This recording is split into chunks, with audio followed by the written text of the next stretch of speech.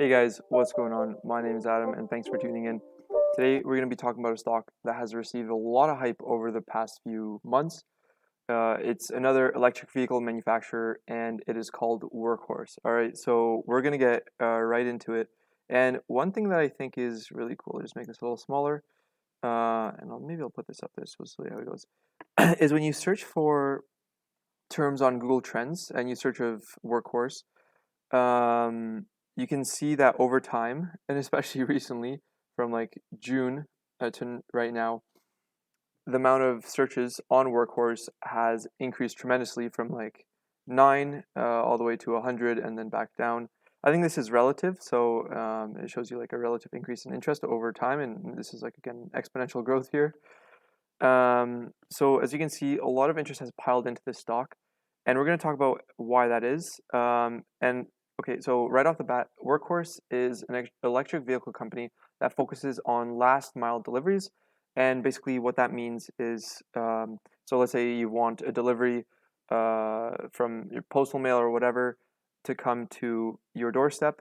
That last mile that the postal trucks usually takes, especially in when they have like internal combustion engines, are very inefficient because for example, they have to idle, etc.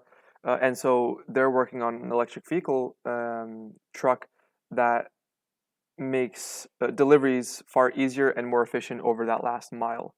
Okay, so now electric vehicles are blowing up all over the world. Okay, and this has been led by, of course, Tesla.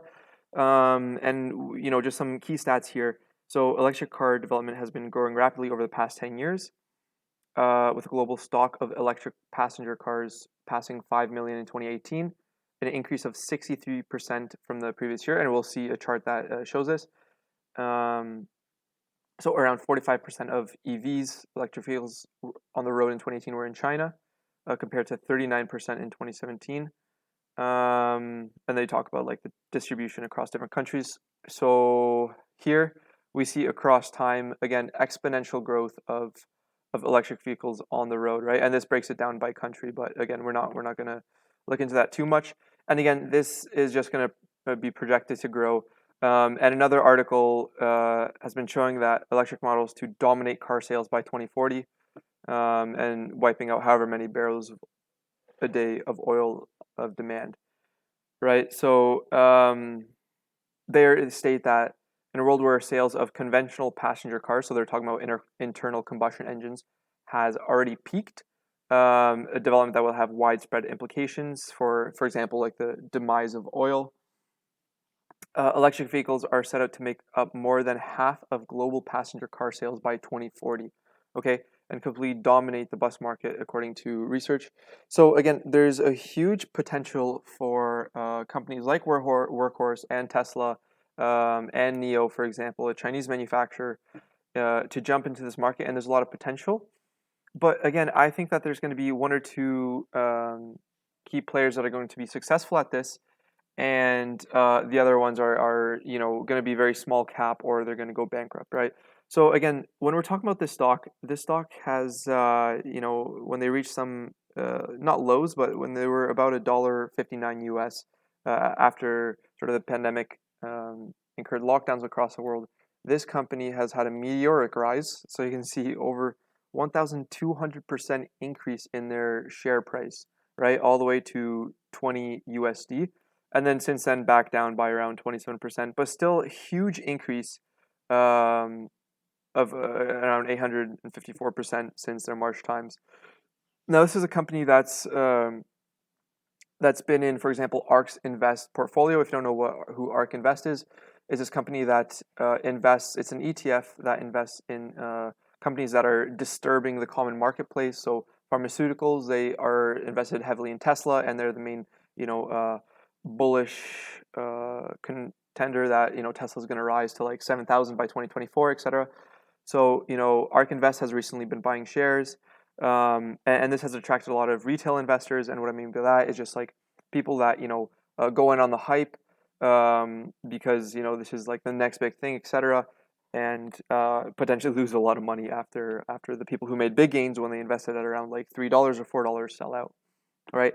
Part of the hype has come from a tweet from Trump, as saying, great news for Ohio. For example, and this is relevant to the election because Ohio is a state that Trump basically needs to win, and Trump's numbers are not looking too good. In fact, there's a large, like a lot of polls are saying that Biden is going to win by a landslide. And so basically they said that, oh, my bad, General Motors will be selling their Lordstown plant to Workhorse, where they plan to build electric trucks, et cetera, et cetera. So this, in one day, shot the EV company Workhorse up by close to 200%, which is insane. That is ridiculous to me, okay? And this was like May 8, 2019, so more than a year ago, but it is still just insane to show that like how publicity can affect the share price of a company. Okay, so I mean, what I'm saying is be wary when you're looking into companies like this, and be wary of the hype and of people that invest in just because they see that so many profits will be made and that they'll think they'll continue to make profits. Just be wary of these companies and do your own research before actually investing in these companies. Okay. So again, what is Workhorse? So they're operating or leasing out delivery vans, and they have delivery vans E100 and E-Gen. Have more than 4 million miles on them, but I only believe that there's like 300 out on the road. And so they give out the benefits of electric vehicle vans, how it's more efficient than regular internal combustion engines. And so here they also say that they're working on their delivery drones called Horsefly. And I mean, okay, this is again more speculative. It seems really cool because then the delivery truck could just be sitting there, and then the drones would just take out the packages and deliver them to actual doorsteps without any human input. So that would be really, really cool. And they talk about how they have their cloud system of integrated more than 350 vehicles, whatever. And so we're going to look at their news release and their investor presentation. And there's just a couple slides that I want to go through. So again, they sort of try to hype up their vehicles. So their next generation C series, which they're working on, its purpose is to build to be the safest and most efficient last mile delivery system available. 100-mile fully electric range, whatever, et cetera, et cetera. And they talk about their drones, but again, there's a lot of regulations on drones, and it's still not a very complete system. So again, this won't be for some time to come. And as you can imagine, delivery systems, like through Amazon, for example, maybe will have their own drones, and we're able to do this cheaper without having to contract out companies like Workhorse. So that's again something to be said, right? And something to be wary about. And here they talk that they have an 18 billion market that they can address through these EV delivery trucks, because there's over 350,000 last mile delivery vehicles purchased by the U.S. fleets annually. So, for example, UPS, and this is like the price per last mile delivery vehicle. So if you multiply these two, you get a number that's like 18 billion. But again, that's not to say that they will actually be able to address all of this market, right? So, for example, like we'll look at these figures in a bit, but they have around like $375 million in revenue. So again, this market cap of 18 billion is significantly trumps their revenues. And also when we look at their actual market cap right now, they're about 1 billion. So huge upside potential that they see here. But again, that doesn't mean that they'll actually win out these contracts from UPS. Right, and their sample customers, again, like huge names here, but again, who knows if they'll actually be able to compete with the other EV companies out there, and they're talk about their vehicle products. And one thing that I think is kind of funny is when they compare their Workhorse to, for example, a Tesla or a Ford. Okay, like first of all, this is a company that has its own market. Its addressable market is nowhere, doesn't touch that of Tesla's, right? Tesla is just like a consumer product. I mean, one could argue that now it's expanding not into just like the electric vehicle market and selling cars to consumers, but also it's going to operate its own taxi network. But still, it has nothing to do, at least not yet, in the delivery space. maybe if Tesla comes into the delivery space, then Workhorse should be concerned.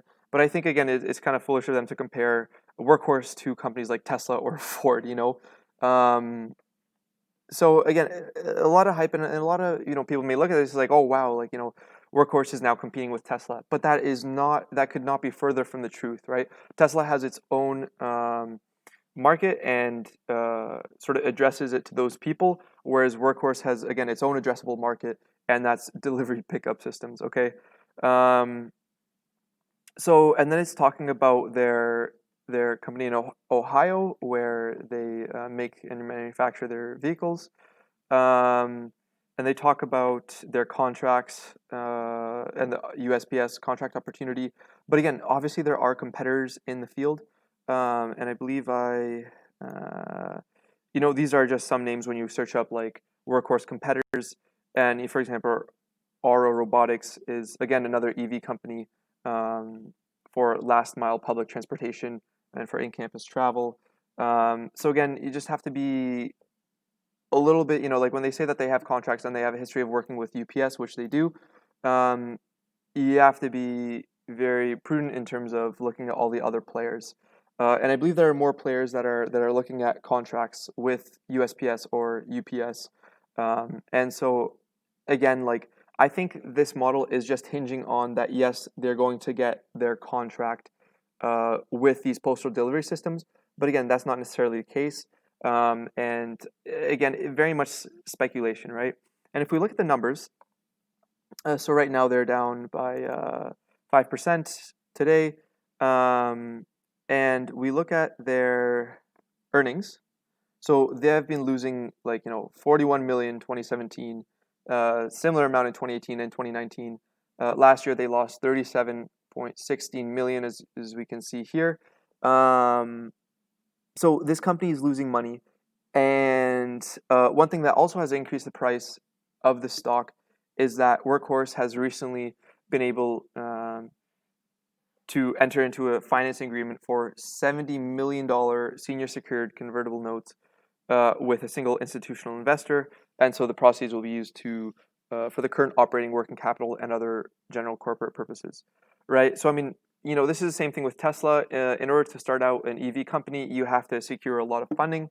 And again, it's good that Workhorse has the 70 million contract, but again, it is also losing money rapidly, and I would love to see some profitability before I invest into a company like this. Um, and so when we look at more into the financials, so one really striking number is 14,000 in price to sales ratio. And that's basically how much an investor is willing to pay for every dollar of revenue that the company earns.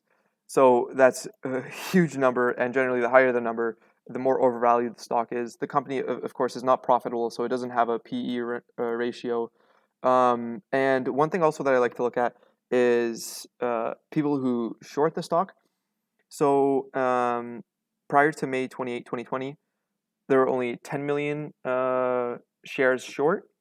But now, as of June 29, 2020, you can see that there's 18.5 million of shares short, so almost double, right? And that's like 20% of the shares outstanding that are being shorted. Okay, so again, that's a significant increase.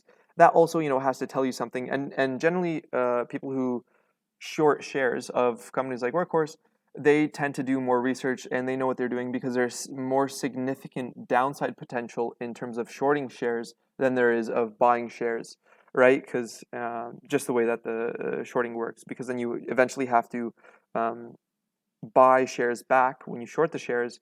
And if the price increased by over 100%, then you basically have to pay more than 100% of what you initially invested, right? Whereas if you buy a company and the shares go to zero, then you lose 100% of your value, but you could lose more than 100% of your value when you short shares. Okay.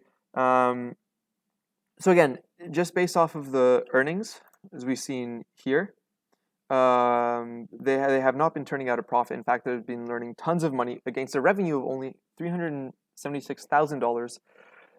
This is, to me, right now, a very speculative play that's all focused on being able to get the addressable market cap of $18 billion with companies like USPS, Amazon, and UPS.